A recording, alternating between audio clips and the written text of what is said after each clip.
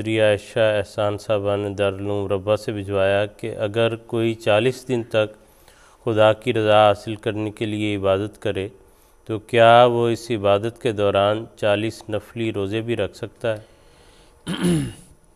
قرآن کریم میں روزوں کے ذکر کے بعد آتا ہے وَمَن تَطَوَّعَ خَيْرًا فَهُوَ خَيْرٌ لَهُ کہ اگر کوئی شخص نفلی روزے توئی روزے رکھنا چاہتا ہے تو وہ رکھ سکتا ہے مختلف دنوں میں، سال کے دنوں میں، لیکن جو اللہ تعالیٰ کی طرف سے جو فرض قرار دیے گئے ہیں وہ صرف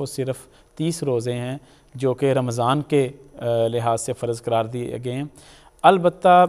اگر کوئی اس سے زائد روزے رکھنا چاہتا ہے تو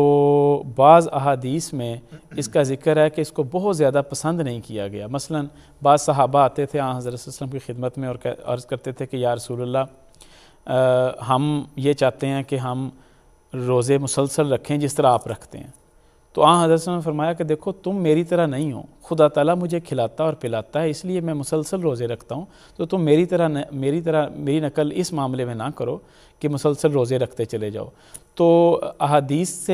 کے مطالعے سے یہ پتہ لگتا ہے کہ مسلسل روزے رکھنا لمبے عرصے تک بہت پسندیدہ نہیں ہے۔ اسی طرح جب حضرت مسیح موعود علیہ السلام نے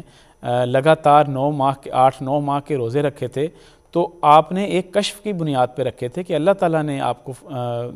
کو یہ اشارہ فرمایا تھا کہ یہ انبیاء کی سنت ہے کہ وہ روزے رکھتے ہیں، تو اس پر حضرت مسیح نے رکھے تھے، اور حضرت مسیح نے یہ فرمایا کہ یہ میں عام لوگوں کے لیے یہ ریکمنڈ نہیں کرتا، ترجیح نہیں دیتا کہ وہ بھی اسی طرح روزے رکھیں۔ تو اتنے لمبے روزے بہرحال نہیں رکھے جا سکتے، البتہ اگر 40 روزے اگر کوئی ایک اس کے ساتھ اپنا اعتکاف بیٹھا ہوا ہے یا الگ عبادت کر رہا ہے، کوئی رکھنا چاہتا ہے اپنے طور پہ، اگر اس میں ہمت ہے تو وہ رکھ لے، کوئی اس کی ممانعت نہیں ہے۔ ویسے حضور صلی اللہ علیہ وسلم نے جو بہترین روزے قرار دیے وہ صوم داؤدی ہیں کہ ایک روزہ رکھا جائے اور ایک چھوڑا جائے زیادہ سے زیادہ،